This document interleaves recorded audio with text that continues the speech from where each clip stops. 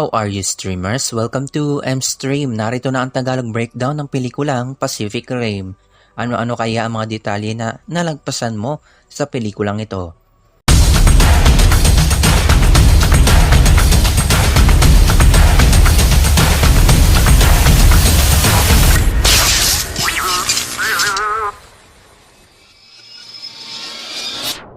Before we begin, you can comment down below to join in my custom shoutout.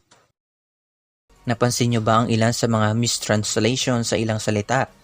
Gaya na lang ng salitang Jaegers at Kaiju. Ang Jaeger ay salitang German na ang ibig sabihin ay hunter. At ang kanilang kahulugan sa Kaiju ay giant beast. Pero ang tamang translation nito ay strange beast at isa itong Japanese word. Ang pelikulang ito ay isa sa mga direksyon ni Guillermo del Toro at ang hilig niya sa mga pelikulang tungkol sa mga halimaw ay kilala rin siya sa mga pelikulang tulad ng Hellboy at Shape of the Water. Ang buong pelikula ay halos pinagsama-samang tradisyon mula sa Japan, China, United States at Pilipinas. Ang mga halimaw na nakita natin dito ay tinatawag na kaiju at dala nila ang pagwasak ng buong mundo. Dahil hindi papayag ang sangkatauhan na masakop ng naglalakihang mga nilalang, sila ay gumawa ng mga higanting mecha na pipigil sa kanila.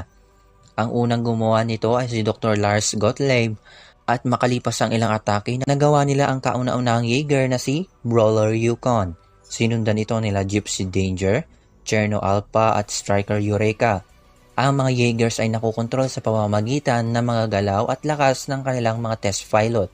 Ang credit scene ng pelikulang ito ay hindi lang basta mensahe sa iba't ibang sci-fi movies, kundi ito ay isang pagbibigay parangal kay Ray Harryhausen at Ishiro Honda na sikat sa kanilang stop-motion animations tungkol sa mga halimaw at sila ay minsan na ring naging parte ng ilang pelikula ni Godzilla.